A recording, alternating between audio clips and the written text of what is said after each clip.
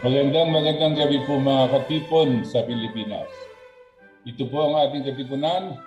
Muling sumasa inyo mga tagapakinig upang magbigay ng mahalagang impormasyon, magbigay liwanag at higit sa lahat makinig sa inyong mga daing at tiro-puro hinggil sa mga problemang patuloy na nagpapahirap sa ating kalagayan at kabuhayan.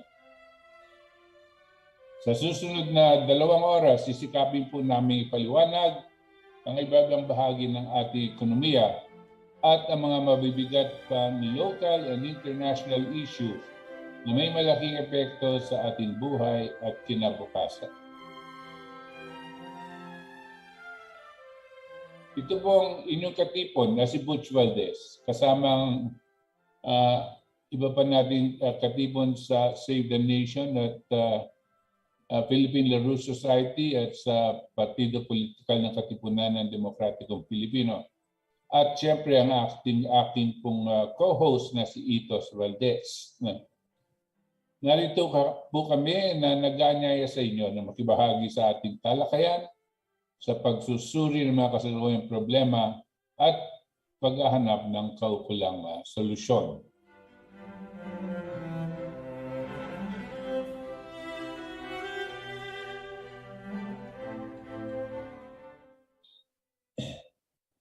Okay, ngayon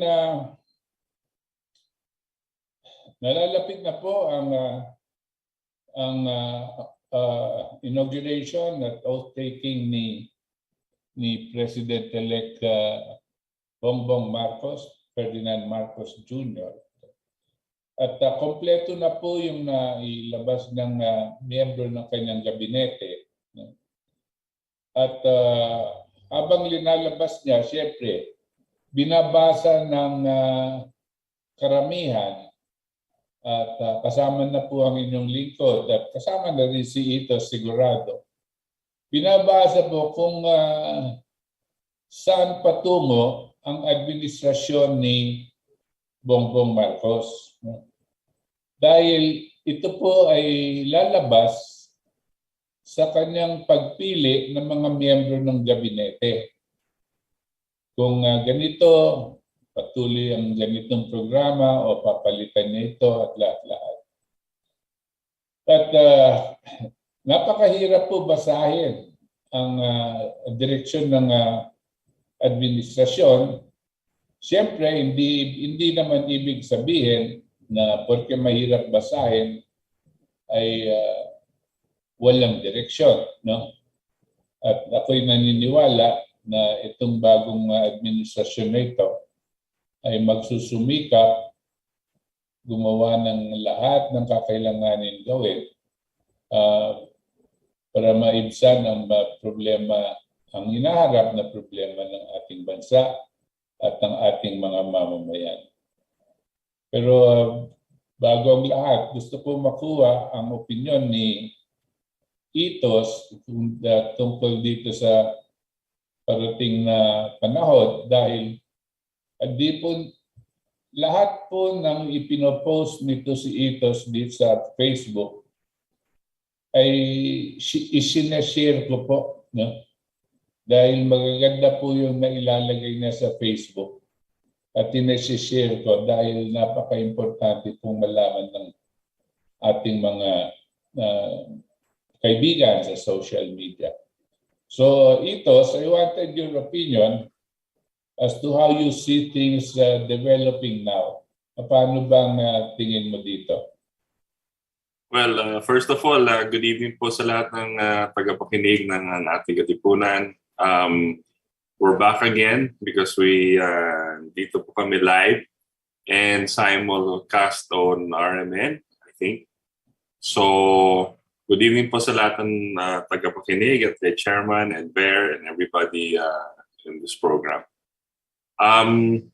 Sa question niyo po, Chairman, based on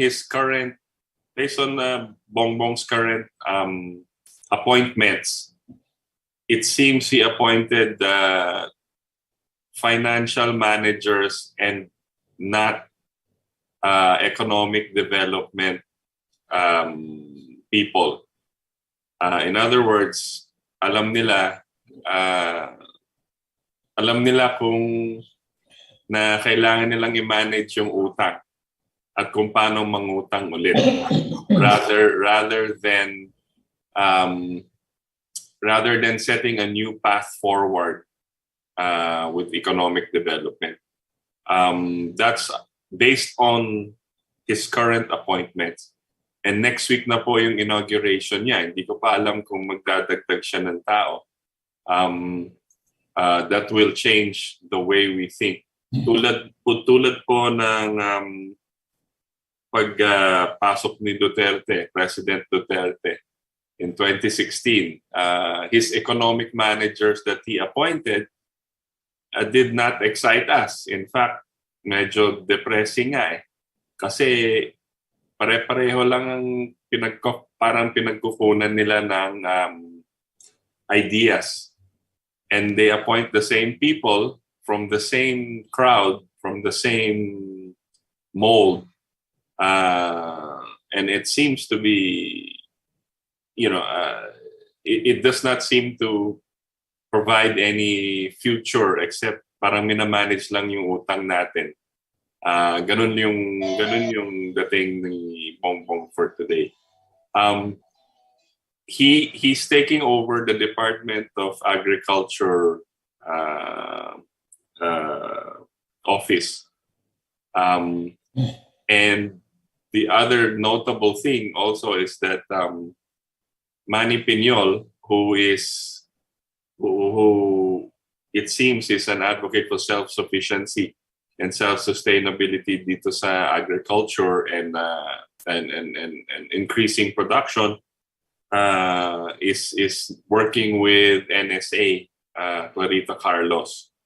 But again, if your economic managers are appointed are those that are from the financial and fiscal side and not the physical development side, hindi po natin alam kung ano ba talagang roadmap natin, ano ba talagang gagawin niya.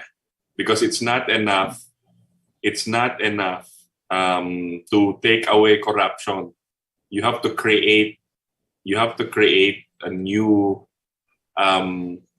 path for development. You have to create it. That automatically deals with corruption. Hindi lang yung tanggalin natin yung mga corrupt sa mga gobyerno at aahon na tayo. Hindi po pwede yun. Kasi yung policy natin is more important. That's how I see it initially, Chairman. This is not yet dealing with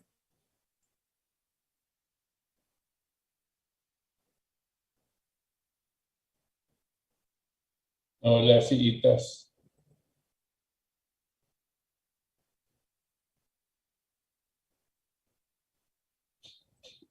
Yes. Ben, nandiyan ka pa?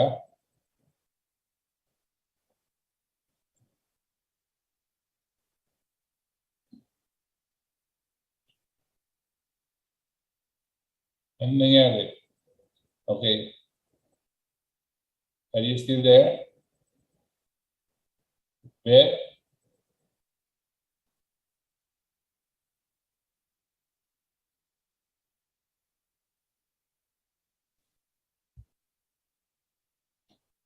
Okay. Are you there?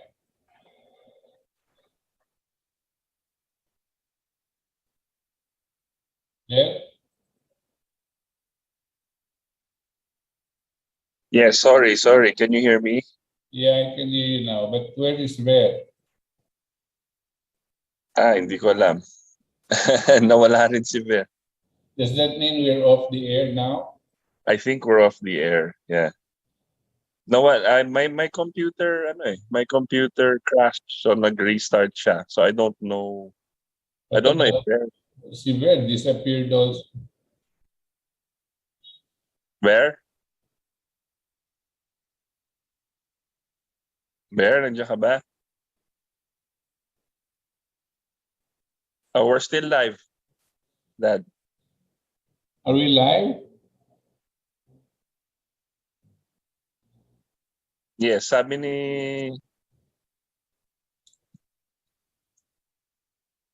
may nagsabi we're still live. Go. Okay, yeah. You pointed out a very important point there, Itos. The appointments made by President Marcos are all what you call financial economists. No? Well, he brought in Ben Jokno from Central Bank, ilagay niya dito sa finance. No? Ang ibig sabihin niyan, ang direksyon natin, no, ay tuloy tayo sa monetarism. Monetarists are a certain kind of economists, mostly coming from the economic school of UP. No? They are a certain kind of economists that believe that managing an economy means the manipulation of interest rates, which means their principal concern is, of course, inflation rate, and GDP, which is the gross production of the country of goods and services, and directing the money supply. Pag nagtaas ka ng interest, ang central bank, mababawasan yung money supply sa ekonomiya, bababa ang inflation rate. No? Pag naglabas ka at nagbaba ka ng interest rate, dadami ang pera na umiikot sa ating ekonomiya at meron kang threat of inflation. No? So kanilang ginagawa palagi manipulation of the interest rate. That's why they're called monetarists. No? Kasi ang kanila yung money supply. What is the money supply circulating in the economy, and how do you control inflation? And that is by increasing interest rates. There has not been anything more creative in what they have been doing over the past so many years at mga monetarists na ito. Itong sa utang natin is another thing because ang binabantay, ang utang natin, unang-una, lumalaki yung utang natin dahil dito sa nagkaroon tayo ng floating exchange rate noong umpisa pa noong 1970s. At nagballoon yan bandang panahon bago natapos si Ferdinand Marcos at dumating si Corazon Aquino. At lalo pang nagballoon dahil bakit nagbaballoon? Hindi dahil dumadami ang utang natin, kundi dahil dinidevalue natin ang palitan ng ating salapi vis-a-vis the US dollar. Kung dati, noong 1971, ang exchange rate natin 4 pesos to $1. Tapos, ngayon, ngayon, sabihin na natin, abot siya ng 60 pesos to $1. Ibig sabihin, yung utang mo dati na 4 pesos to $1, para mabayaran mo yung $1 na utang mo, kinakailangan kumuha ka ng 4 na piso para bumili ng dollar pangbayad sa utang mo. Ngayon, 60 pesos to 1 para mabayaran mo ang $1 na utang mo, kinakailangan kolekta ka ng 60 pesos. At saan mo kukunin yan? No? Dati, kinukuha natin yan sa buwis. Hanggang ngayon naman, kinukuha sa atin sa buwis. Pero ang nangyayari, hindi natin mapatawan ng buwis, ng napakataas ng buwis ang taong bayan dahil wala na nga silang makain. No? Lahat na ng pwedeng ipatawan ng buwis na patawan na natin. So, ang ginagawa po natin, pina-privatize natin yung mga negosyong Pilipino, yung mga pag-aari ng gobyerno, pinibigay sa pribado sektor para kikita, mabebenta nila, tapos yung pera, yun ang pinagbabayad sa utang. Ang kaso, yung utang na yan, never ending yan. Kasi ang utang, para bang sa 5-6, pag pinahiram ka ng Bombay, dito sa 5-6, hindi para sigurado mabayaran mo yung utang mo. Gusto niya habang buhay kang umuutang sa kanya. Ganyan din ang tingin sa atin dito mga nagpapautang sa atin. At hindi lang yon, ang mga terms and conditions ng mga utang ay sikreto. Hindi nila iahayag yan sa taong bayan. Kasi ang mga terms and conditions, ako'y naniniwala, ay labag sa ating soberenya at labag sa ating saligang batas. Pero itong sinabi ni Itos na ganito ang mga magpapalakad ng ating ekonomiya. Mahalaga pong isipin natin ito kasi ang kakaiba dito sa monetarism, yung sinasawag ni Itos na ekonomistang for economic development.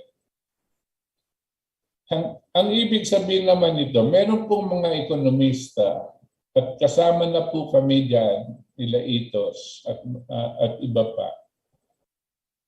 Kami po, ang sa tingin namin, ang ekonomiya, gagawa ka ng programang pang-ekonomiya. Ang tinututukan mo, ang kalidad ng kabuhayan ng taong bayan.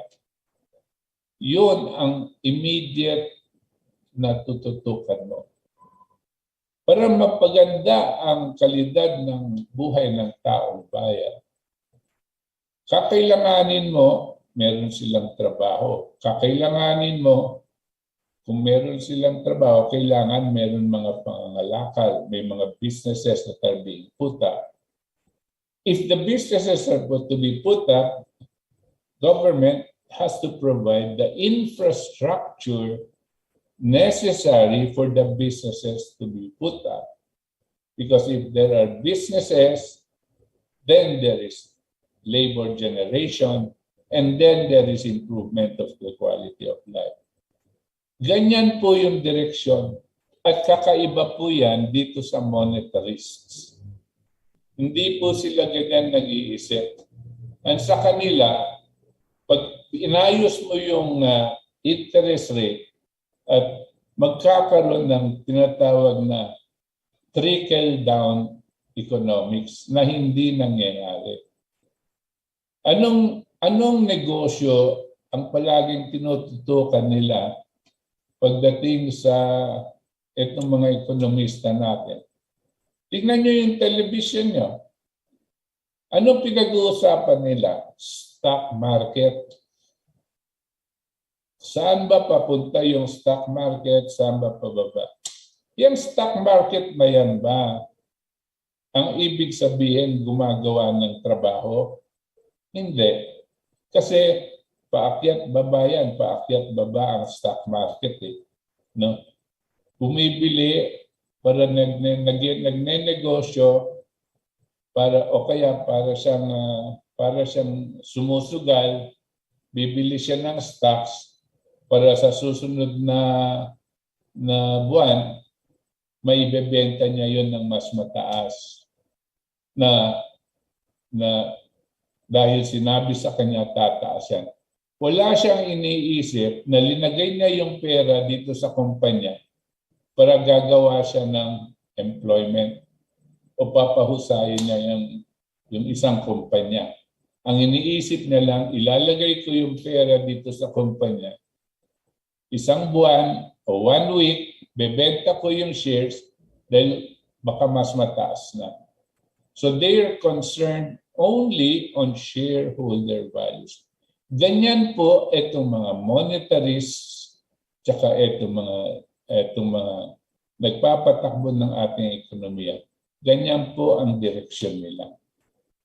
Kanya po dito sa katagal-tagalan po na apat na dekada o 5 dekada na ngayon, ang kapakanan ng tao, ang kapakanan at kalidad ng kanyang buhay ay nakaligtaan. Dahil ang palaging binabandera nila sa ating ekonomiya ay yung tinatawag nilang GDP growth rate, 7% GDP growth rate. At sabi nila, hindi na malayo yan sa China. Yung China, 10% GDP. Hindi na malayo yan sa Thailand kasi yung Thailand 7.5, tayo 7%. Malaki pong kakaibahan yan kasi yung China, kanya lumalaki siyang ganyan, pinasok nila ang investment sa mga infrastruktura, sa enerhiya, sa tubig, at mga iba pang mga kakailanganin para magpalago ng kanilang mga negosyante at mga factories. Kanya tumataas po, kanya 10%. Ganyan na rin itong Thailand. Pumapasok na rin po siya sa agro-industrialization. Pero tayo, yung 7% natin, wala pong agro-industrial development. Hindi po tayo nagtatayo ng mga bagong mga factories. Saan po? Paano pong tumataas itong GDP natin? Yan stock market na yan. Yung stock market na yan, papaandarin mo, no? At sasabihin mo, may pumasok na foreign investors. Yung foreign investors noon, merong 1 billion. O yung 1 billion, after 1 month, linabas na ng foreign investor mo, dala 1 billion pa na pera ng Pilipino. Yan yung GDP. At masaya na tayo noon. Ginagawa tayong mangmang. Kanya makikita nyo, itong mga tinatawag nilang GDP ay walang koneksyon sa pag-uhusay ng kalidad ng buhay ng Pilipino. Saan tayo nakasandal at sinadya nila yan, nasasandal tayo sa mga kamag-anak natin na naghihirap maghanap buhay sa iba-ibang bansa. At maski na gaano kataas, palaki ang papadala nila sa atin, ay hindi pa rin humuhusay ang sitwasyon ng kanilang mga pamilya. Bakit? Kasi po, itong sistema natin ay ganyan. Ngayon, nandito tayo sa floating exchange rate system. Maski na sabihin mo, yung $1 ngayon, 54, dati 50. Sandali lang.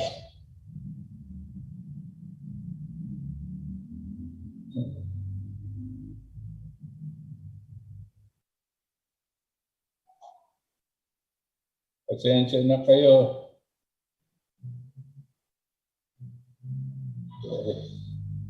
Hindi ko alam paano pinapatay ito.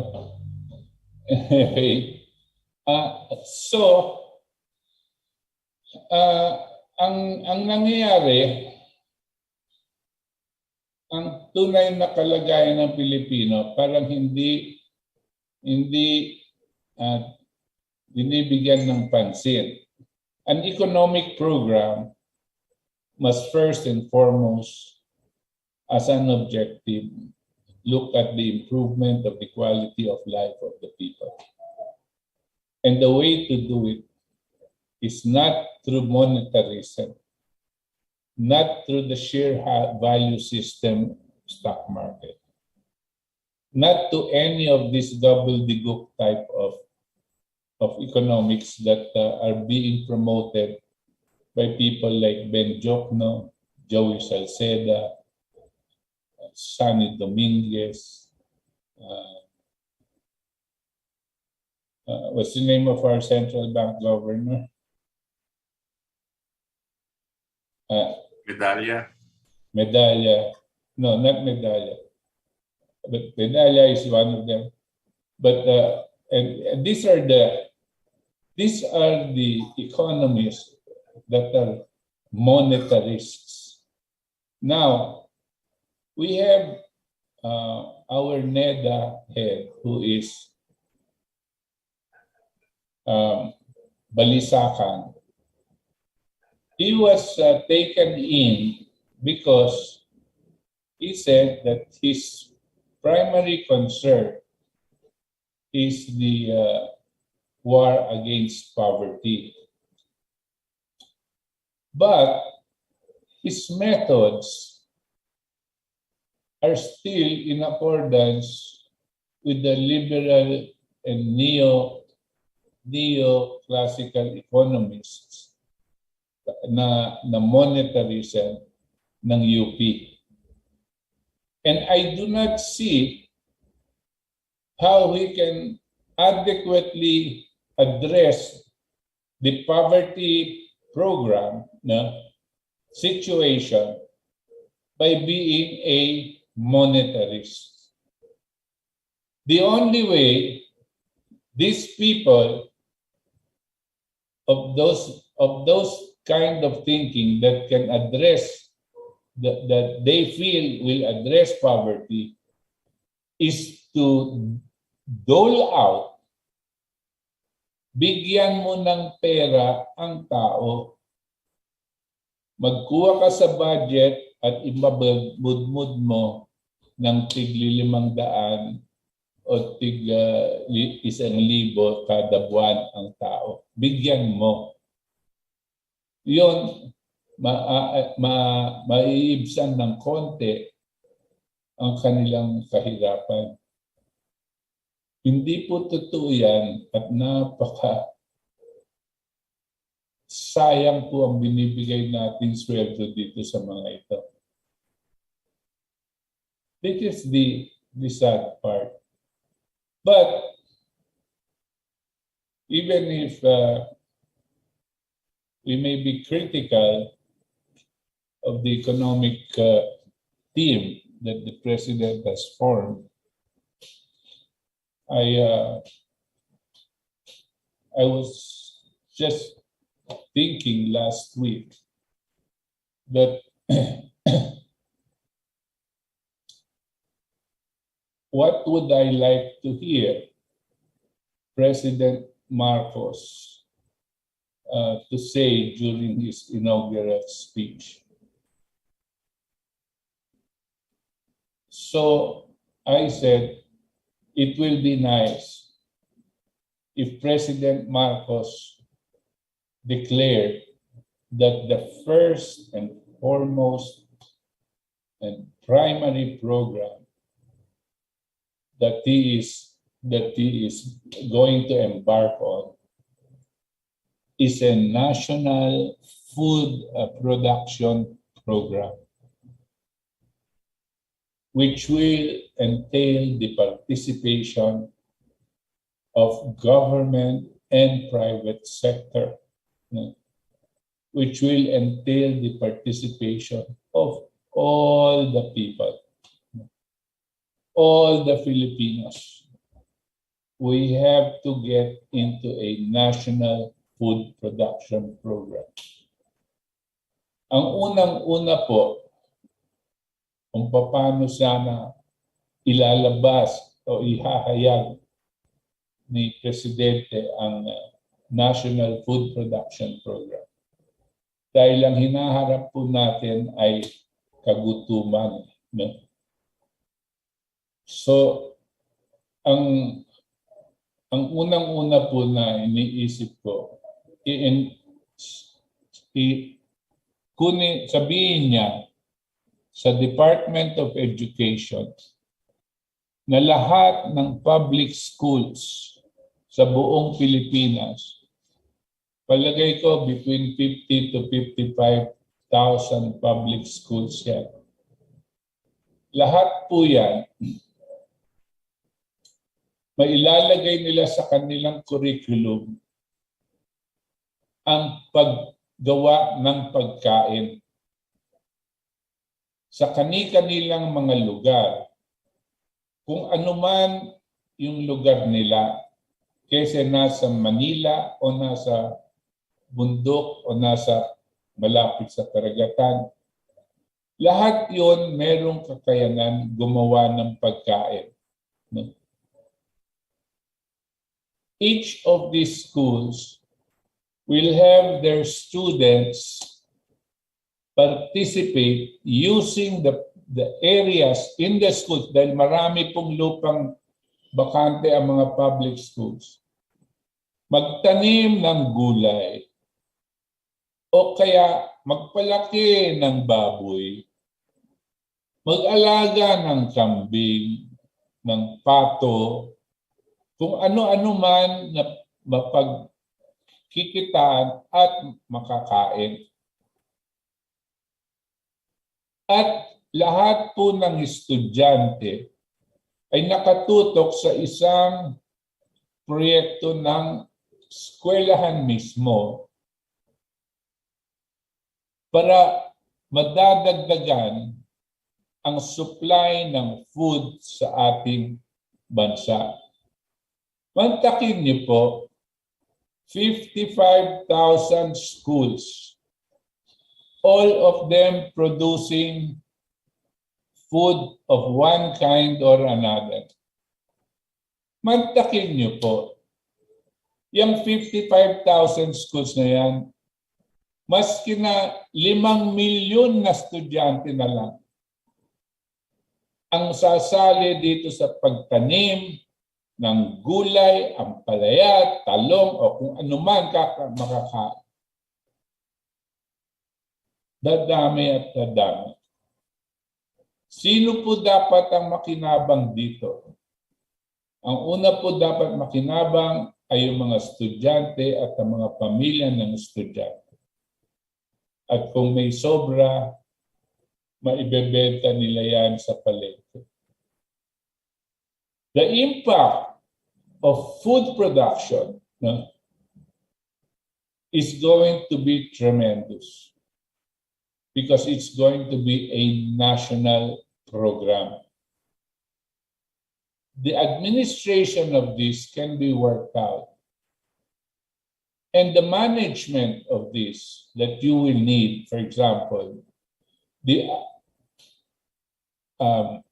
Department of Agriculture will make itself available para magbigay ng binhi, para magturo ng teknolohiya at kung ano-ano pang kakailanganin. Pati na rin ang mga abono na kakailanganin, no?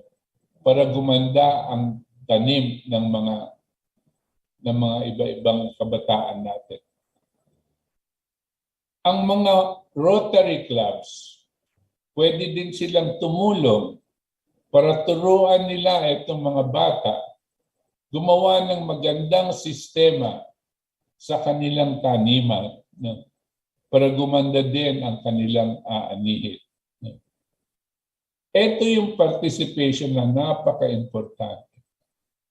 Yun po ang naiisip kong kauna-unahan dapat siguro gamitin natin ang taong bayan. At wala iba pang magandang gawin kundi itong ating public school system. Pangalawa, ito mga bangko. Ang iniisip ko po, lahat,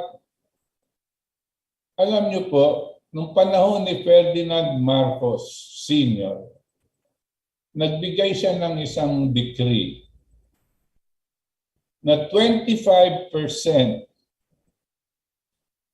of loanable funds ng mga bangko ay ibabahagi para sa agrikultura. Pahiram ito sa mga farmers at sa mga agricultural workers on concessional rates. Ngayon, pagkatapos nung natanggal nila si Marcos, itong si Cory at ang kanyang mga ekonomista, kasama na dyan si Ben Jokno, sinabi na yung 25% na dapat nakalaan para sa agricultural production, huwag gagamitin sa agricultural. Gagamitin nila sa kanilang ibang pondong gustong ipapasukan katulad ng stock market. At ang penalty na lalabag ka para hindi ka lalabag sa batas. Dahil pag ginawa mo yan, labag ka na sa batas. Pero pwede mong gawin yan kung babayad ka ng penalty. Alam nyo kung magkano? 1%. Sa makatuwid, 1% lang ang babayaran mo. Pwede mo nang ilaro yung pera ng bangko na dapat nakalaad para sa agrikultura. Sinong nagturo nito? Yan, si Ben Jokno. Dapat ngayon, ibalik yan. Mr. President, itong napakagandang batas na ginawa ng father mo na matulungan ang agricultural sector can be revived. I believe the law has not been repealed, but it has been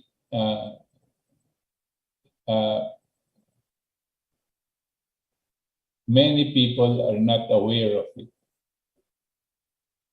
but it is there. Number 2 yon. Number 3, ang mga korporasyon po, lahat ng mga nasa private sector at itong mga pati na rin ng mga oligarko, kinakailangan atasan ng ating presidente na bilang kontribusyon nila, maggawa siya ng executive order na lahat ng empleyado nila, lahat ng empleyados ng pribado sektor ay tatanggap ng allocation ng bigas. Lahat ng empleyado ng gobyerno ay tatanggap ng allocation ng bigas. Di natin alam kung ilan ang maibibigay natin. Mas kinasabihin mo na lang 1 kilo a week o 5 kilos a month, di natin alam. Pero meron. Bakit po ito? it will immediately increase the demand for production of rice. And the amount that the private sector is going to be doling out or giving to the agricultural sector to buy the rice, because we can do it in such a way that we can activate the NFA, National Food Authority, to activate it only for this purpose, nothing to do with imported rice. There's going to be an impact on the demand for rice and pressure on the part of government to help rice production. Importante po yan. Pang-apat o pang-apat na ba, pang-lima. Ang mga bangko na nagremata, nag-foreclose ng mga arable lands, kinakailangan yung mga arable lands na yan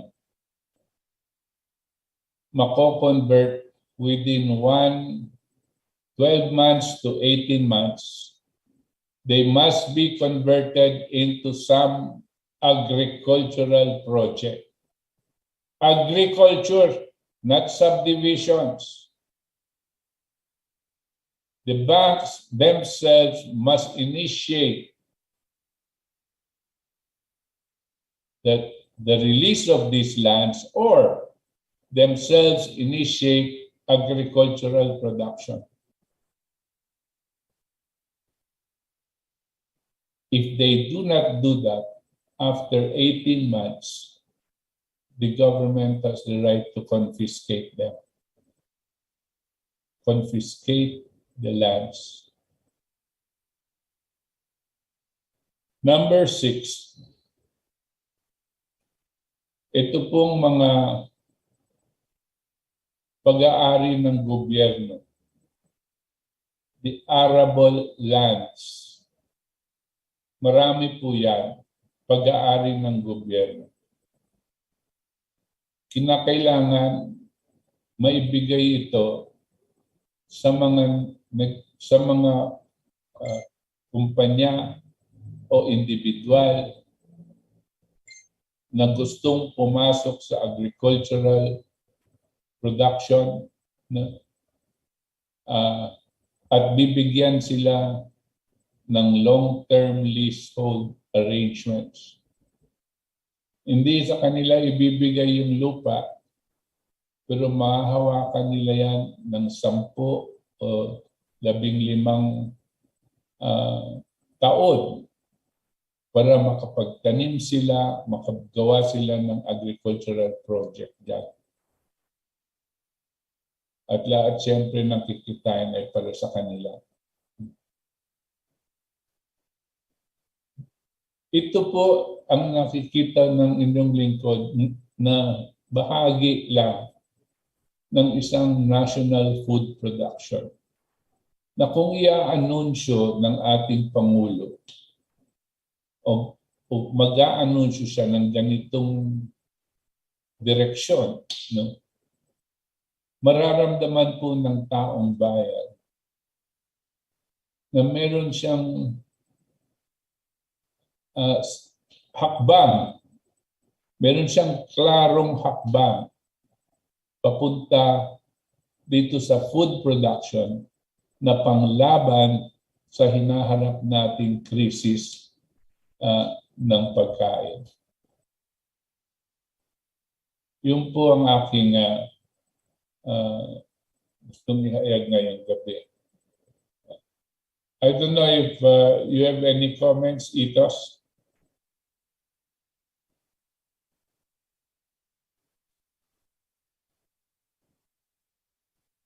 Yeah, I mean that's a good 7-point step siguro sa ating immediate what needs to be done immediately sa agricultural sector, because given the dire situation around the world, here and around the world, ang kailangan muna natin yung to address the issue of possible starvation, actually, if we don't increase our agricultural production in basic necessities, rice, fish, and kaya naman natin gawin. Not for export, not for money, but for survival first in the next period of humanity.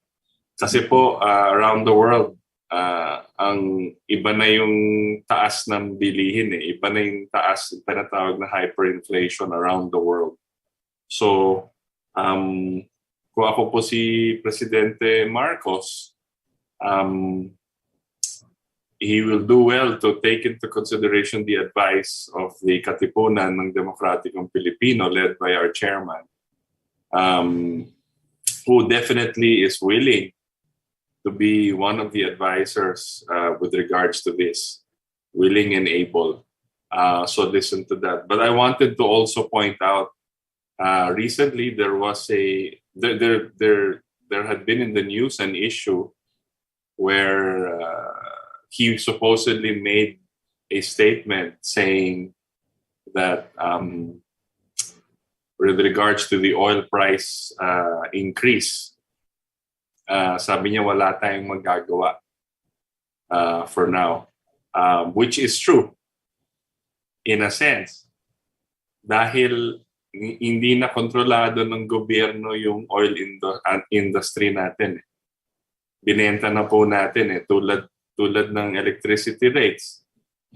Ano pang magagawa legally ng gobyerno? Right? So yung EPIRA tsaka yung oil deregulation rate and all the privatization efforts actually should be repealed. And there is a simple legal way to do it is by imposing Article 12, which the Katipunan has been calling for a while. When in times of national emergency, the government can temporarily take over all the industries imbued with the public interest. So kaya po kayang specifically mentioning the public utilities there. Not just the businesses, right? But it specifically mentions public utilities. Yeah, so that's something that the next administration can actually, while they're doing deals or while they're negotiating for maybe buying Russian oil or whatever, it's the industry po. It's not just the wholesale, it's the retail, it's not the excise tax, it's everything. So, kailangan i-review at honestly tanggalin. Kasi that experiment of deregulation and privatization did not work for the Filipinos. So we have to take it out. I wanted to also comment on, sabi po si LaRouche po, si Lyndon LaRouche, sinasabi niya dati pa, the economy is not money. Ang pera ang hindi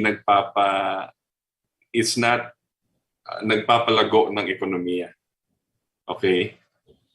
The economy is the welfare of its citizens. So, any government, any competent leader or government official that pretends to know economics or pretends to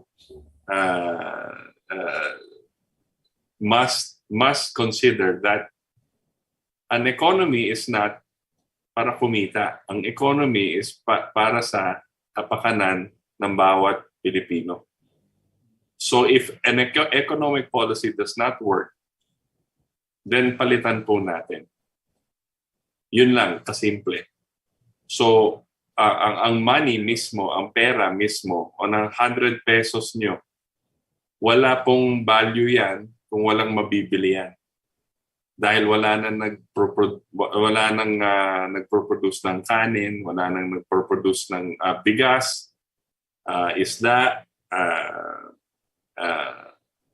and any agriculture product, gulay. Aanuhin mo yung pera, hindi mo pwedeng kainin yung pera. Ang pera, mahalaga lang kung anong kayang bilhin niya. And anong kayang bilhin niya does not matter how much money you have in your wallet. It matters how much a country is producing in terms of its agricultural development and how to increase agricultural development. You need energy. You need consistent, cheap, and reliable energy, which EPIRA destroyed. Ang EPIRA po, pinataas ang presyo ng electricity. So pahirap mag-produce because you need potable water. How will you pump water into our farmlands? You need transport to lower the prices. So all of those things come into play. Hindi lang po, kunyari, si Presidente Marcos pupunta siya mamamahala ng Department of Agriculture. He has to also fix the Department of Energy. He has to also take over, be responsible for the Department of Transport. Because all of that is interconnected. Pag mataas presyo ng langis, mataas presyo ng kuryente, tataas presyo ng lahat ng bilihin. So useless, you cannot just outproduce inflation. You have to take over the country wholesale. That's how we see it. And it can be done. It's been done before. Ang example nga natin parati is President Franklin Roosevelt. Great Depression. Lahat walang makain. Lahat walang trabaho. Ang ginawa niya, hindi siya umutang. In fact, kinalaban niya yung mga bangko eh. Ang sabi niya, hindi. Pero gagawa tayo ng paraan. What he did was he built the US out of the Great Depression. He increased the productive power of the United States in all aspects. Steel, chemicals, everything, agriculture, and then tinanggal niya lahat ng mga speculators sa ekonomiya. Lahat ng bankero, lahat ng mga free traders, tinanggal niya. That can be done, and that can be done. That's in our Constitution, the 87 Constitution, no matter how flawed it is. There are still clauses there and articles there that can be used to benefit the country. So I think that's what he should be concentrating on. That's what, But going back to ang sabi ni Chairman about the agriculture, how to fix immediately the steps of agriculture, I think he would do well to consider this in his program moving forward. Would be nice to hear it from him, Chairman. Yeah. So thank you, Vito, for your comments. Yeah. Napaka-importante po ito mga to. If you notice, in the 6 or 7 items that I presented, I did not mention the excuses that are normally used by our economists, wherein they say, oh, because of the pandemic, this happened, or because of the Ukraine war, this is happening, and so on and so forth. No, given na kasi yan, hindi mo na pwedeng ulit-ulitin pa. Alam na ng mundo merong ganitong krisis na nangyayari. Ang question is, ano ang gagawin mo? Hindi, yung habang buhay niyo bang sasabihin na dahil sa Ukraine, tapos pag nagkaroon ng giyera sa ibang lugar dahil doon sa Iran o sa ano? No.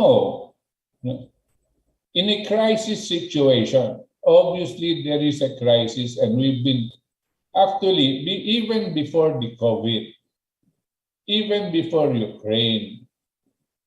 Ang inyong pong lingkod at kasama ang buong KDP, we have been warning of a deteriorating set of conditions that may bring us to this point or even worse.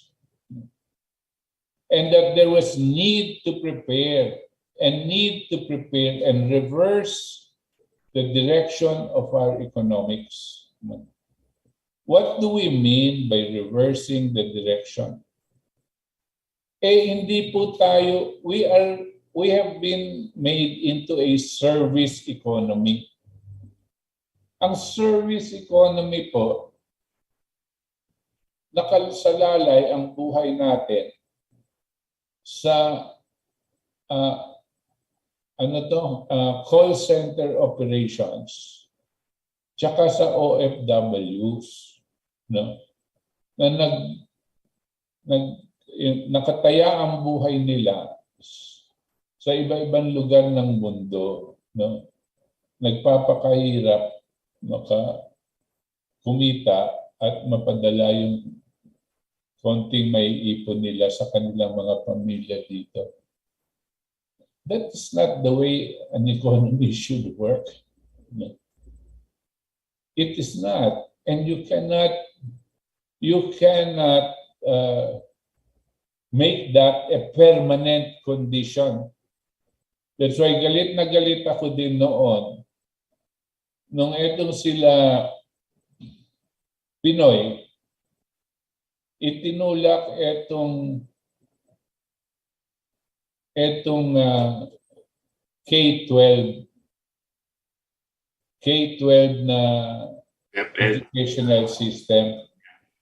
Ang K-12 po was geared, no, to produce better quality domestic helpers.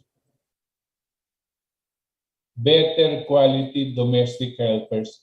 Kasi yun na ang pinaka goal ng Pilipinas.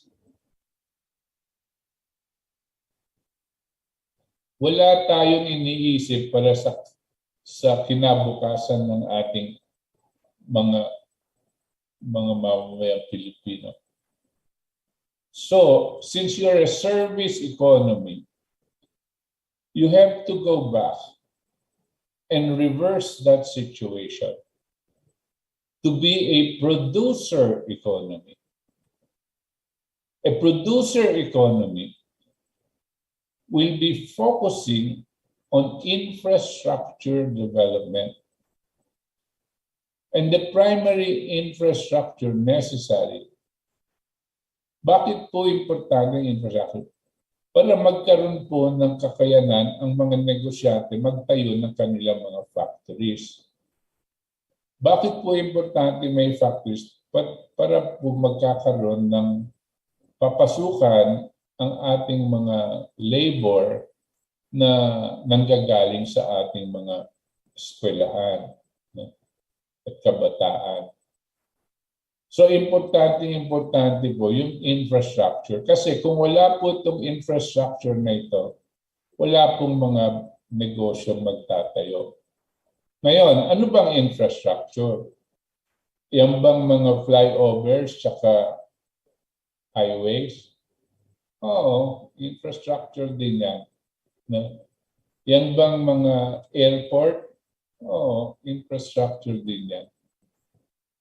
Pero ang pinaka-base, ang pinaka-fundamental infrastructure has to do with energy. Energy generation. At yung energy generation na pinaplano nung nakaraang Presidente Marcos ay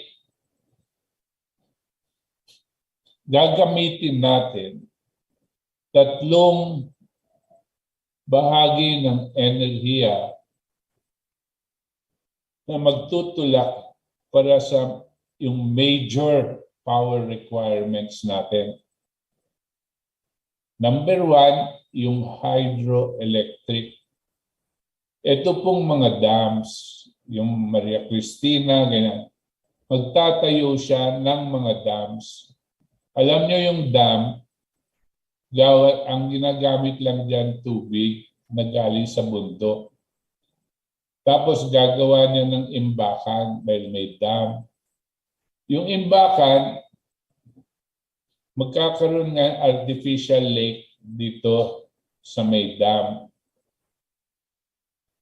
Yung pagdaloy ng tubig doon, pokontrolahin ng dam para magpapaandar ng generator ng kuryente. Yung dam, babagsak yung tubig, tutuloy na sa ilog papuntang dagat. Kung malakas pa rin yung tubig na yon, after so many kilometers, you can put up another dam. At gagawa ka din ng kuryente at yung imbakan ng tubig, gagawa ka ng tributaries. Tributaries means yung pong mga parang kanal. Depende sa laki, depende sa lugar. Yung kanal, dadaloy ang tubig galing dito sa artificial lake ng imbakan ng dam.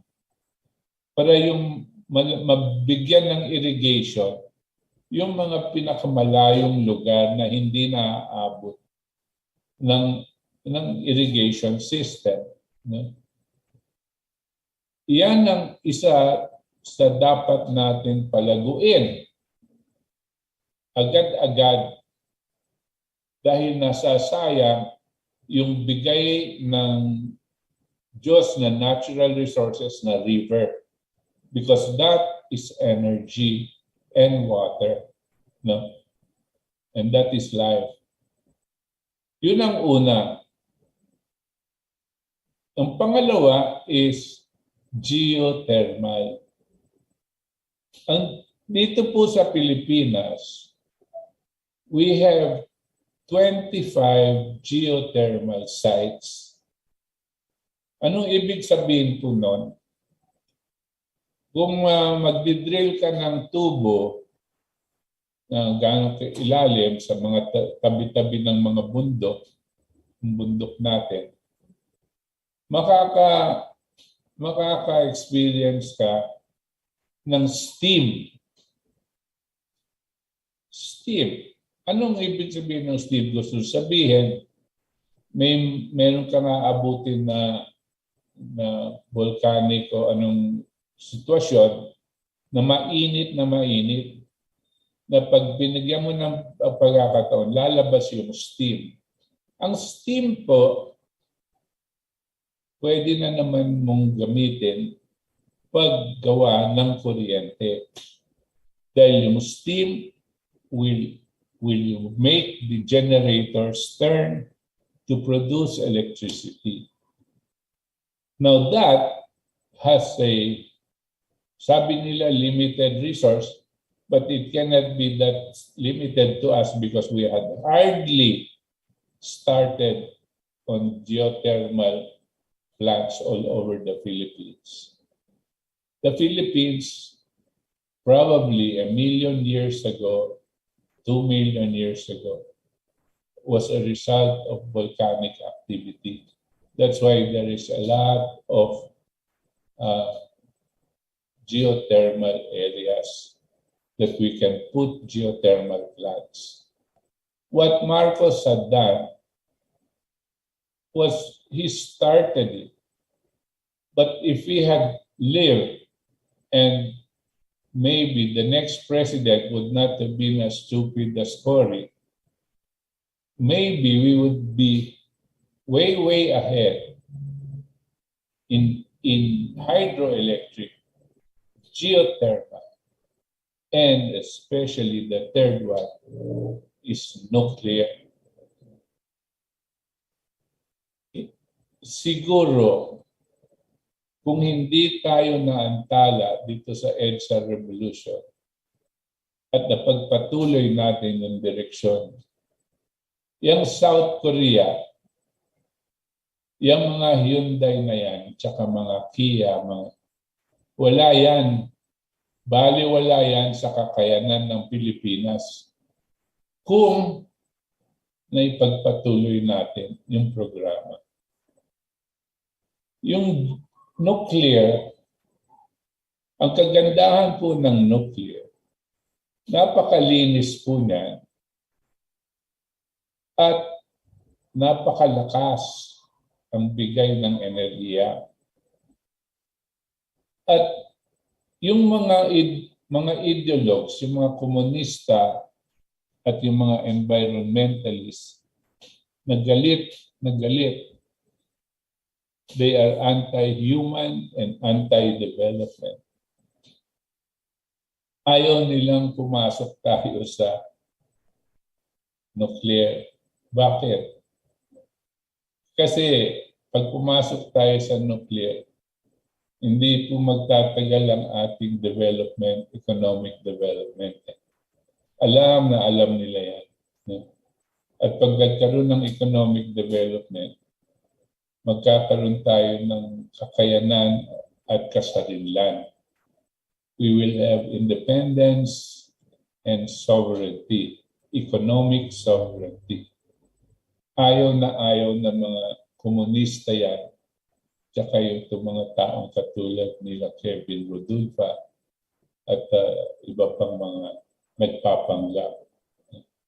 So, yan ang tatlong base load na gagawin. Bakit hindi natin na-mention ang coal? Yung parang uling, ang coal. Meron tayong coal. Meron na tayong coal. Pero sa lahat ng tatlong yan, sa geothermal, sa hydroelectric, saka sa nuclear, ang coal ang pinaka-susceptible to environmental concerns. Yung mga nagsasabing may pollution, totoo naman. Pero kung papatay ba yan o hindi, napalagay ko hindi po. No? Pero may pollution. No? Kanya hindi ko po na-mention, pero pwede natin idagdag, lalong-lalo na kung yung mga planta ilalagay sa mga lugar na hindi masyadong populated. Yun po yung ngayon. Yan lahat na maproproduce natin energy. Yan ang gagamitin natin kung meron para sa pagpapaunlad ng bansa. Mga papasok na negosyante. Kakalungkot. Kausap ko itong isang undersecretary ng energy. Di ko na sasabihin kung anong pangalan. Tinanong ko, paano nyo bang pinoproject yung kakailanganin na kuryente natin sa darating na taon, no? Para ilalagay nyo kung ano yung didadagdag na power generation. Sabi niya, ang demand daw natin, tayo mga kumukonsume, is between 4 to 6% every year. So yung kanilang projection for energy development is limited to 4 to 6%. Sa akin po, sa loob-loob ko, napakalaking katangahan talaga ang nangyayari sa ating bansa. Ang energy development po natin, no, ay dapat in such a way na maski anong klaseng negosyo ang gustong pumasok sa atin dito. Kasi gawaan ng bakal, gawaan ng gamot, pharmacy, smelting plants, fertilizer plants. Lahat po yan, maski anong papasok sabay-sabay yan, dapat meron na tayong nakahandang power sector para sa kanila. At hindi nila problemahin na kung meron ba tayong kuryente o hindi. Kung wala ka niyan, at tatanungin ka, meron ka na bang kuryente? Sasabihin mo, bakit? Papasok ka ba? Sige, gagawa kami ngayon para sa iyo. Kagaguhan po yun. Wala na yun, tatakbo na yun papunta sa ibang bansa. Yan. Ang isa pang napakalungkot dito sa atin, at minention na ni Itos, yung EPIRA. Yung EPIRA, isa pong batas na inumpisahan ni Ramos at pinairal pa ng husto ni Gloria Macapagal Arroyo at ni Noynoy na binibigay ang power generation, power transmission, and power distribution sa mga oligarko. Ang may control dyan sa tatlong bahagi ng kuryente natin, siguro mga 8 korporasyon na malalaki. 8 pamilya lang na malalaki. At dito sa pagbigay natin sa kanila niyan, tinaasan nila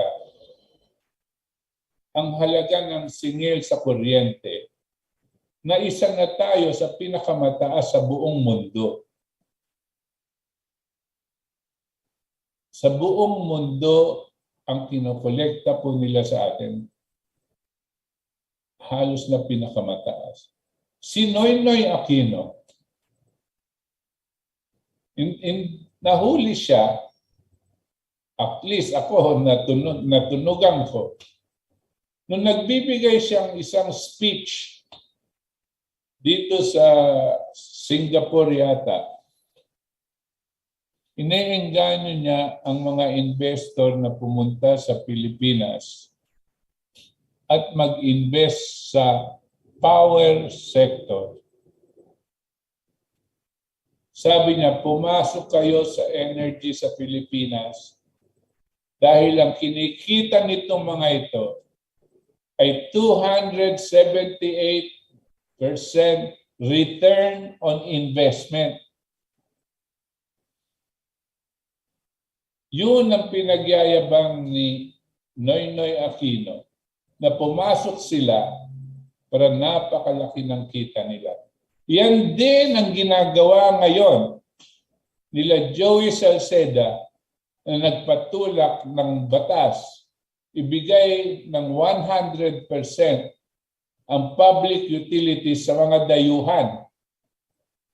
Yang ginawa ni Joey Salceda yan at ang mga sumama sa kanya, sa akin pong palagay, ay treason, traidor sa bayan.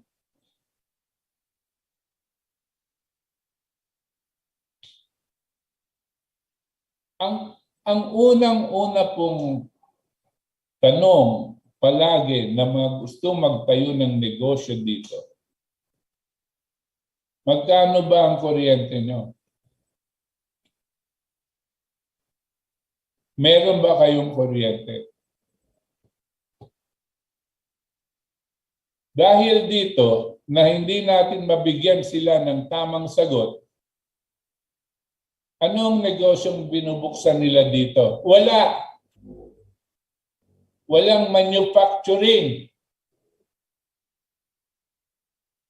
Walang manufacturing, walang production of goods. At walang technology transfer. Saan sila pumapasok? Doon sa mga negosyong madalian. Katulad sa stock market, what they call portfolio investments. Papasok sila, tapos magbebenta sila, meron na silang kinita, takbo na. Ganyan ang kanilang sistema. So what happens to us? So we have to reverse our economic direction from a service economy to a producer economy. Let's focus on infrastructure development. Let us restart the Bataan nuclear power plant. And not only that, we must go into a nuclear energy development program na magtatayo ng maraming nuclear power plants dito in the next 6 years. At sa palagay ko po, kung naisin ng ating Pangulo, kaya natin mga hanggang 10 na nuclear power plants dito sa ating bansa.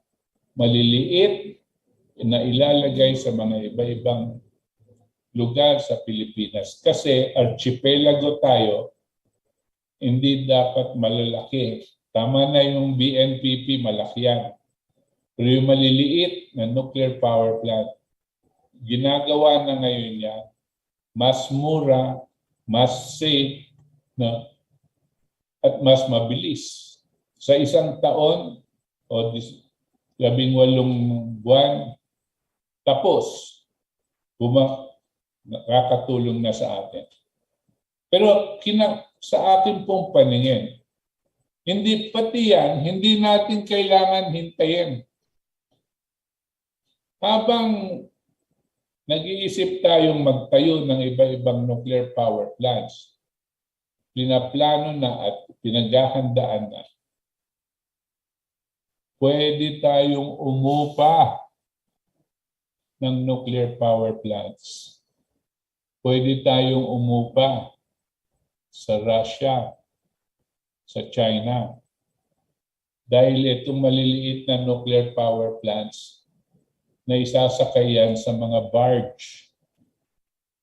At pwede nating hatakin sa iba-ibang lugar ng Pilipinas para makatulong sa ating mga industriya.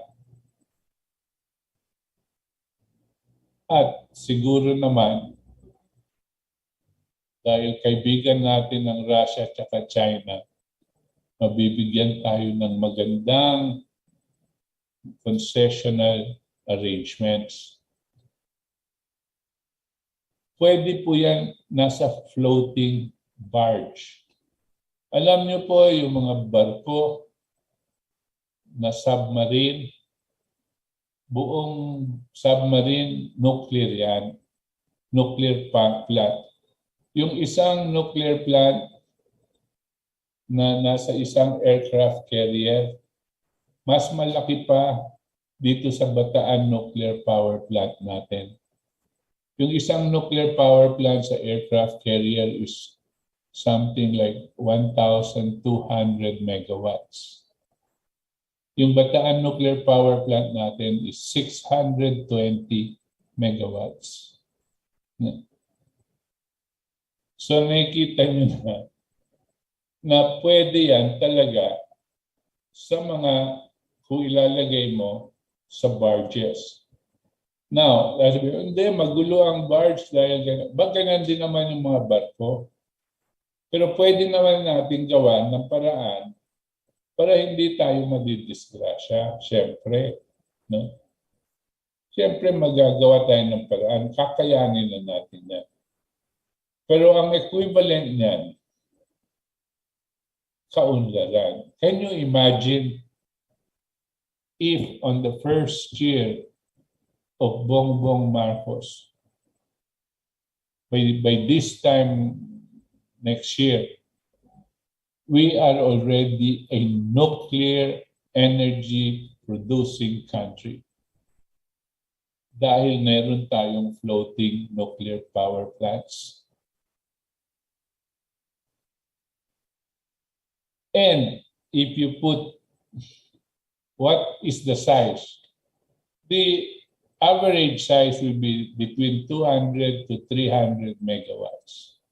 Let's say 200 megawatts na lang. Yung 10 niyan, 2,000 megawatts.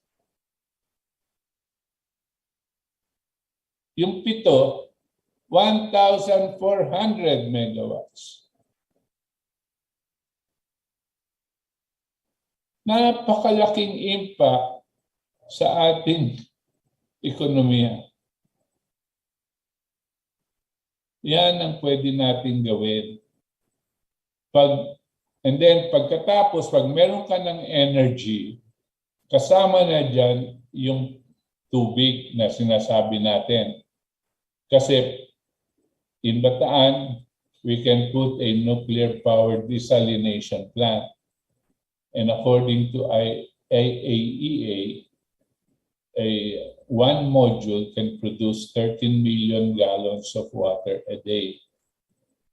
So if you put up to 5 nuclear power plants that are desalination plants, you can generate up to 50 million gallons of water a day that you can direct via a tributary, parang isang major canal galing sa Bataan, papuntang Central Luzon, Nueva Ecija, Quezon, at dito sa Pangasinan, baka abutin niyo pa yan. Kasi tuloy-tuloy po yan. Hindi na natin kakailanganin maghintay ng tubig galing sa Diyos for the rainy season. Tuloy-tuloy po ang ating irrigation. And irrigation and energy means food. Food means life. And life means we are going to survive and move towards development. Yan po ang direksyon na pwede natin puntahan. At depende po kung sasang-ayunin ng ating mahal na Pangulo ito sa ating pong palagay, lalong-lalo na dito sa krisis na hinaharap natin. Wala nang iba tayong magagawa na tinatawag natin out of the box thinking. Kakaiba, huwag yung dati ng dati. Kasi yung dating gawain natin, nakita natin, palpak, hindi nagpapahusay ng buhay. Kailangan siguro, mag-isip tayo, baligtarin natin yung ginagawa ng mga yan. Di ba? Kitos, you want to comment?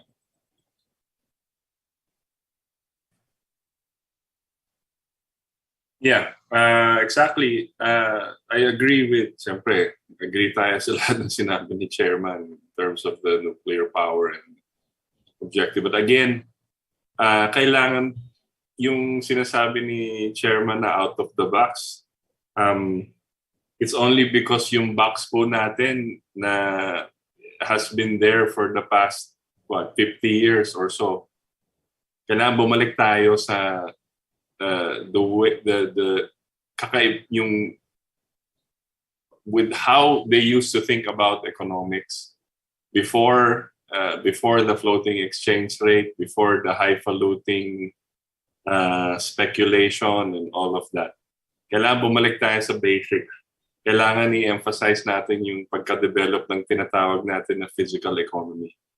Yung physical economy ay hindi siya po pera.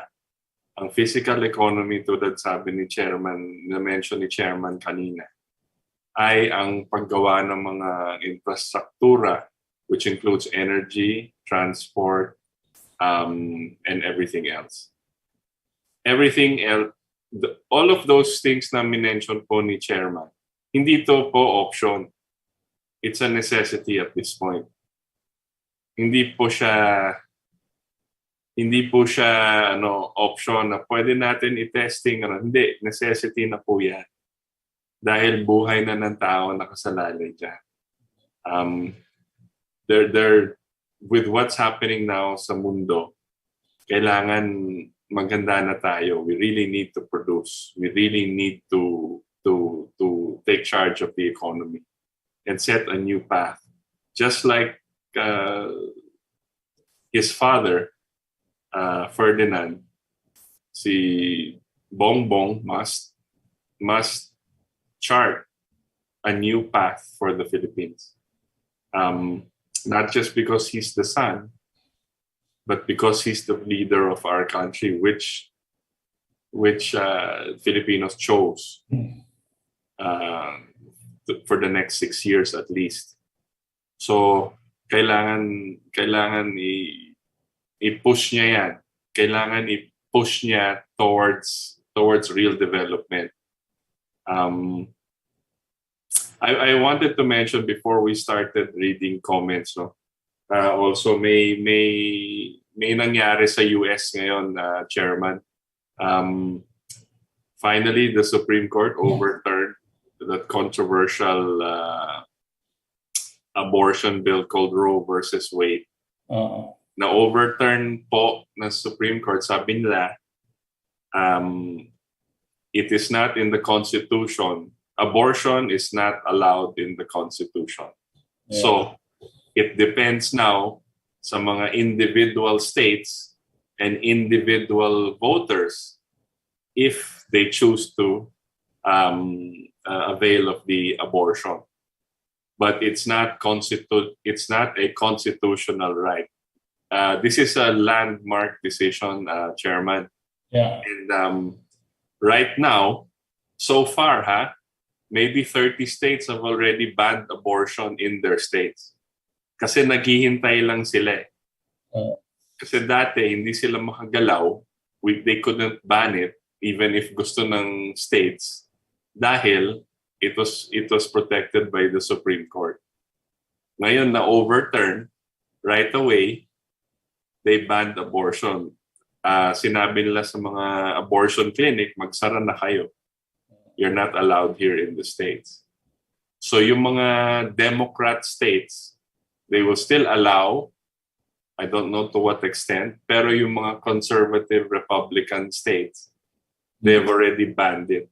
Medyo malaki to, malaking issue to. You want to comment on this also, sir? Well, yes. Yes, it's a major decision sa Roe versus Wade. Alam niyo kasi, kung saan papunta ang Amerika, no, doon din sunod-sunuran ng mundo. No? Kaya ang implication nito, kasi nung 1971 yata, nagkaroon ng kaso, itong Roe versus Wade, at dinisisyonan ng Korte Suprema na ang abortion pag kinakailangan, no, ay sang-ayon sa kanilang saligang batas. Ito ang malaking naging kontrobersya kasi maraming mga Amerikano nagulat dito sa posisyon ng Korte Suprema nila noon.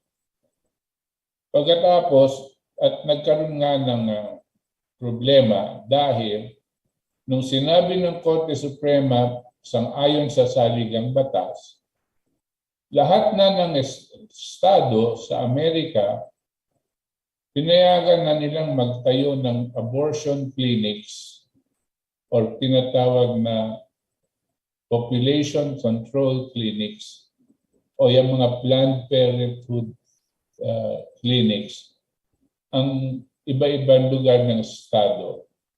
At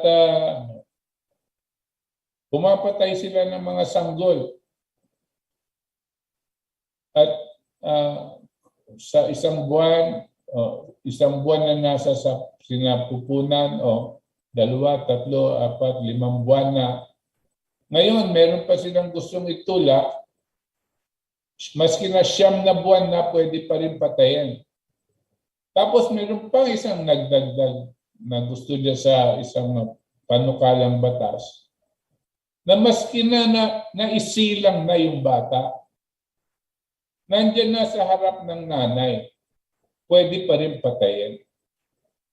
Ganyan po yung ganitong klaseng pag-iisip ng napakaraming Amerikano. Buti na lang ang saligang bata, ang Supreme Court ngayon, binaligtad nila yung Roe versus Wade. At katulad ng sabi ni Itos, ano ang ibig sabihin ng ang sinasabi ng Korte Suprema ngayon? Ang abortion ay hindi pinahihintulutan ng saligang batas. Nung sinabi nila yon, lahat ng mga ibang states sa Amerika na meron ng mga abortion clinics at hindi nila mapigilan dahil nga sa Supreme Court, ngayon, sinerado na nila. Napakaganda po.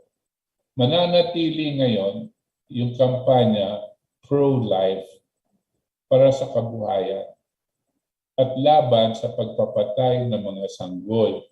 No?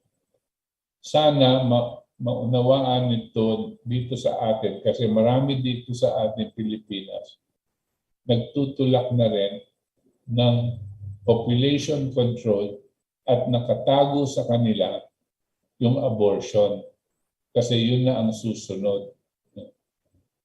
Gaya-gaya lang tayo eh.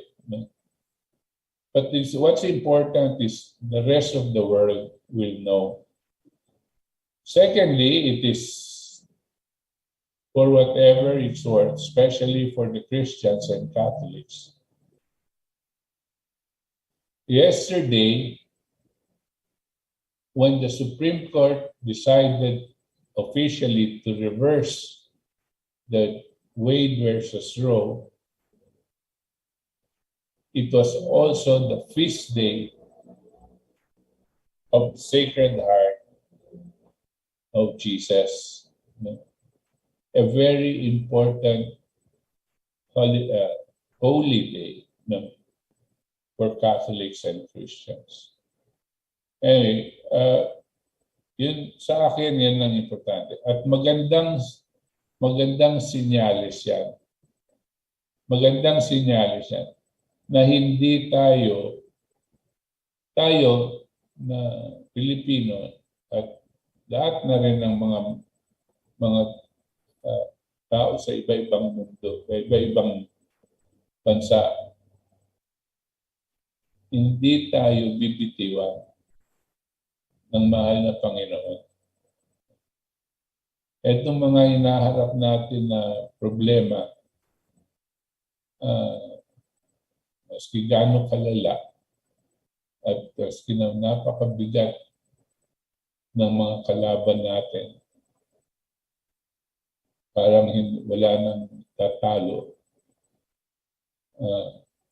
May nagkakaroon ng mga paraan para ipakita at ipahiwatig ng ating Panginoon na dapat ituloy natin ang laban. Ituloy natin ang laban para sa kapakanan ng taong bayan. Ituloy natin ang laban para sa kapakanan ng tao at para sa ating soberenya, sa ating independence. Dahil ito ay the most basic of all human rights. So yun, pabasahin na ba natin dito? Yeah. Hintay lang natin si Ver na to upload it. No? But I wanted to say also, since kasi nagbabasa ako ng mga news and then pinapanood ko yung mga reaction after the decision was announced. No? Apparently, sabi nila 64 million abortions since then have been conducted. Wow. So sabi nila, yung mga advocates ng pro-life, sinasabi nila, umiiyak sila, sabi nila, this actually saves so much more lives going into the future. Because since Roe versus Wade daw, 64 million na ang na-abort na bata. So that's what? 2/3 of our population. Yeah. So just to give that perspective. Another perspective also is this. They did statistics kung ilan yung reasons for abortion. Reasons for aborting. So 92% is elective abortion. What does that mean? That means wala silang sakit, their health was not endangered, hindi sila na-rape, walang ibang circumstances. They just chose to get the abortion. Basta pinatay nila ang sarili nilang anak. Yeah, 92%. Wow.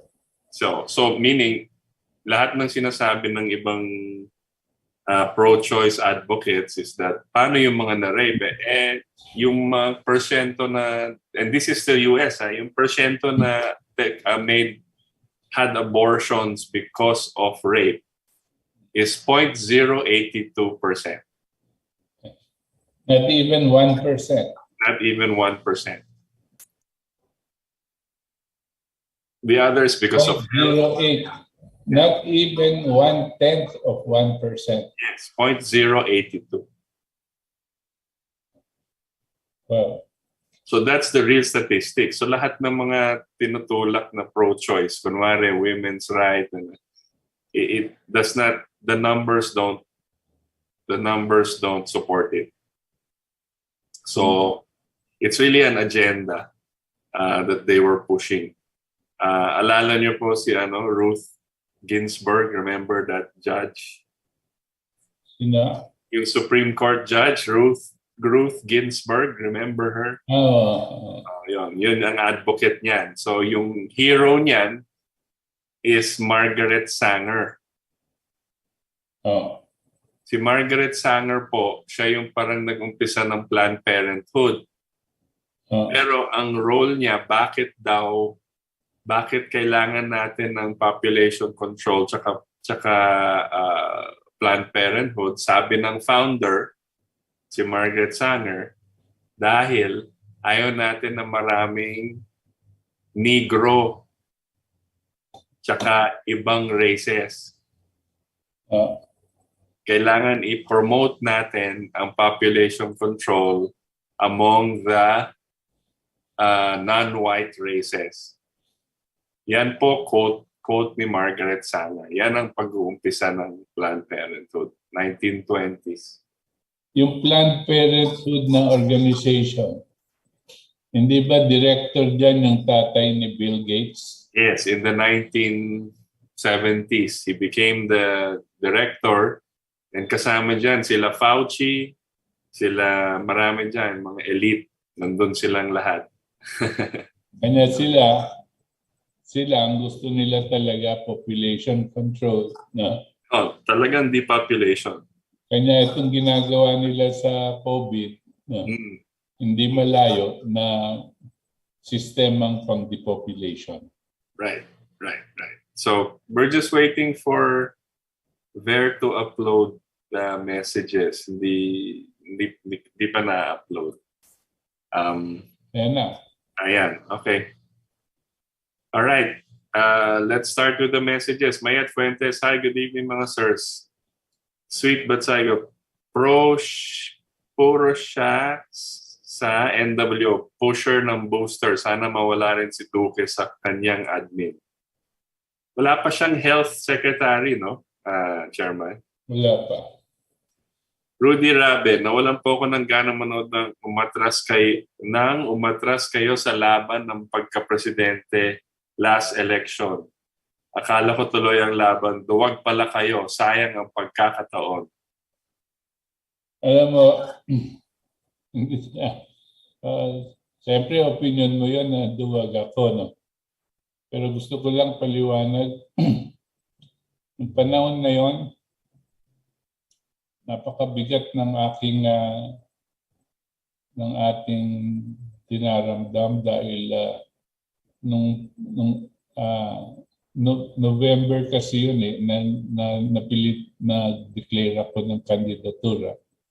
Pero masama ng ang aking sitwasyon dahil yung aking pong anak na si Anton ay pumanaw, namatay. He was 48 years old. At bigat na bigat ang sitwasyon ko noon. Hindi ko alam kung paano kung magpapatuloy sa isang kampanya. No? Delikado. So ang pamilya ko nakiusap sa akin na dahil sa napakabigat ng dinaramdam ko noon, nakiusap sila na wag na ako munang sumali sa politika at baka sundan ko naman agad yung aking anak. Di ko alam kung namatayan na kayo ng anak. Sana wag mangyari sa inyo yan. Kayo lahat nakikinig. Napakasakit na mauna sa iyo yung anak mo. Yung aking anak na si Anton, siya po yung junior ko at na COVID. Pero hindi po COVID ang pumatay sa kanya. Sa akin pong palagay, ang pumatay sa anak ko ay yung mga incompetent doctors sa hospital at ang kanilang baliwalang paningin sa mga pasyente. Kasi meron silang SOP na itinutulak ng DOH. Alam niyo na ba kung SOP, ibig sabihin, wala silang pakialam sa sitwasyon. Basta ito yung number 1, number 2, number 3, ito ang gagawin. Sa akin pong palagay, kanya po namatay yung anak ko dahil doon. Anyway, nararapat siguro magpaliwanag ako ng dito at salamat na rin sa iyong komento. Pero wag niyo naman sabihin duwag tayo.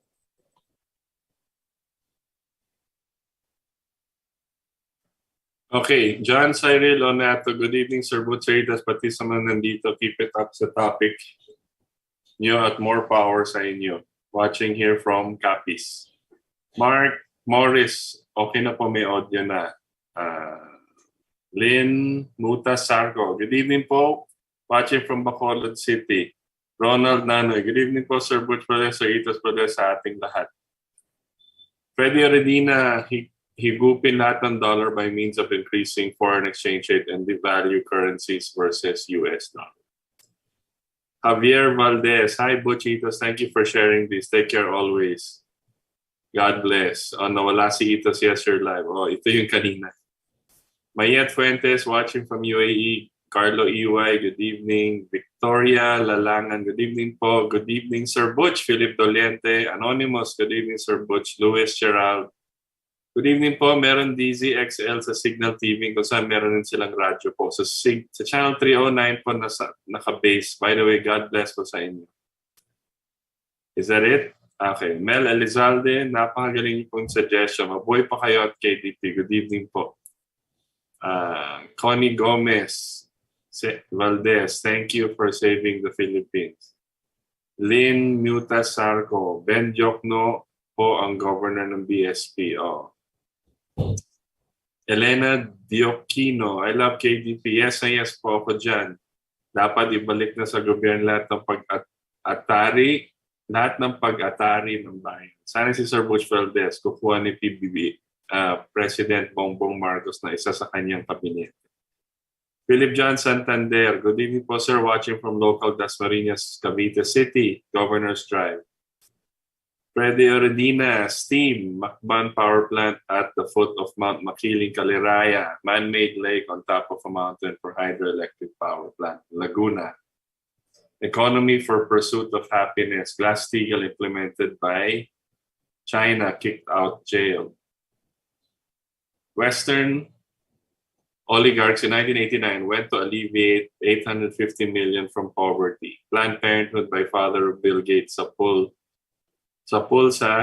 decision. Taurus 10. Tama po kayo, Sir Rito, Sir Butch, kailangan dumaloy ang ekonomiya sa tao. Agriculture ay buhay, palakasin, to produce all kinds of food, to make it available to all Filipino households. Maximo Comia, sa palagay niyo po ba na hindi mahirapan ang Smartmatic na manipulahin ang eleksyon dito dahil nagpapayag nila si Marcos na masunod ang gusto nila? Tama po ba? Dahil napanood ko dati sa isang interview ng inyo, Radio Pilipinas 738, na ang topic ay kung sino ang ipapanalo ng CIA. Ang malinaw daw ay si Lenny at posible rin daw na si Marcos din. Kaya siguro di talaga nagkaroon ng dayaan. Pero ang di nila maintindihan na dinaya pa rin tayo ng mga oligarkos. Sang-ayon po ba kayo? Oo. Hindi pwedeng mawala yung mga oligarko dyan. Yep. Patricia Mirasol, from a service economy to producer economy, we agree with that po. These are the small modular reactors, right? Right. Socorro Rosario, greetings, Sir Butch. Attorney Banga Oil, Roe versus Wade reverse, a triumph of right to life. Hats off to the U.S. Supreme Court for its courage amidst this crazy wokeism.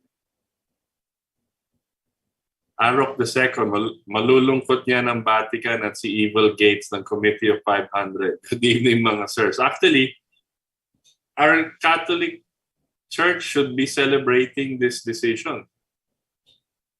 But apparently, we don't hear anything from them as usual. Sige. Si Sok Villegas, wala siyang pakialam dyan, malungkot yan dahil natalo si Lenny. Freddy Oredina, si Lagman ay di sinulong ang pro-choice versus Atienza pro-life. Tulsi Gabbard, viral video on decision of abortion. Eugenicists Huxley and Gates are promoting Planned Parenthood. Yes. Mangago Bislig, trash-burning power plants, especially in big cities, and reverse osmosis for water supplies. Thanks, Butch. You 8 to S. Okay. Arok II, condolence po mga sirs. Ganun po nangyari sa sister ko, Sir Butch. Hinayaan talaga ng mga doktor, lalo na sa public hospitals, na hindi asikasuhin ng mga grabing may sakit kung sagsagan ng pandemya. I mean, that's still a big issue na. Tinutulak pa rin nila hanggang ngayon.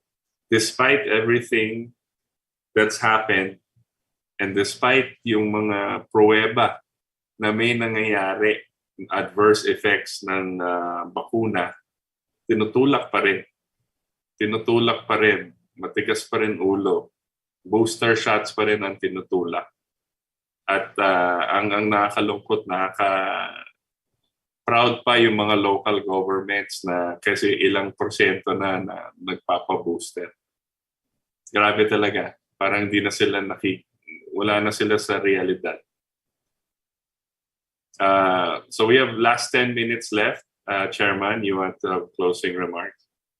Yeah, well, ito pong darating na panahon sa atin, within the next few months, going to be very, very critical. Hindi po natin, as of now, wala pong ginagawa ang ating mga economic managers. Wala silang ilinalabas na programa na pipigilin ang epekto ng food crisis. Wala pong programang lumalabas. At maski na paano mo silang interviewin sa ating mga sa television stations, Kung talaga tutusin, wala po sila, puro zero. At itong mga nasa agriculture, masaya sila, si Bongbong daw ang agriculture secretary. Dahil ang tatamaan daw yung mga cartel at yung mga corruption sa agriculture. Sa akin, okay lang na natutukan lahat yung mga yan. Pero ang dapat mangibabaw, number one, no, na humanap ng malakas na programa na ilalabas ng ating liderato at nakatutok sa pagsasalba ng buhay ng mga mamamayang Pilipino. Yan ang importante. Humanap ng paraan para dumami ang produksyon ng pagkain sa ating ekonomiya. Kung maraming produksyon, hindi po basta-basta tataas ang halaga ng bilihin. Kasi it's available everywhere. Ito pong sinasabi natin, importante. Kanya, sana napapakinggan po ng ating mga malapit sa ating Pangulo na that is primordial. These things about corruption and this, that's important, but no need to focus on them now. Because today and tomorrow and the next weeks and the next months will mean the possibility of more and more Filipinos dying of hunger, starvation, disease, mostly because they do not have jobs and they do not have the resources for them to survive. That is what you are facing, Mr. President. And they're waiting for you to save them. Okay. I guess that's it for our program tonight. Mag-exo lang si Chairman. But salamat. Okay, saan si Bear? Tutulog yata si Bear. Okay, sa ngalan po ng ating mga katipon dito sa ating katipunan at sa magagaling na staff ng DZXL Radio Mo Nationwide. Kami po ay pansamantalang nagpapaalam at nagpapasalamat na sinamahan niyo kami ngayon, ang ora de peligro ng ating bayan at ng buong mundo dito po sa ating katipunan. Hanggang sa linggo pong muli mga katipon, 7 to 9 p.m. Magandang gabi po sa inyong lahat.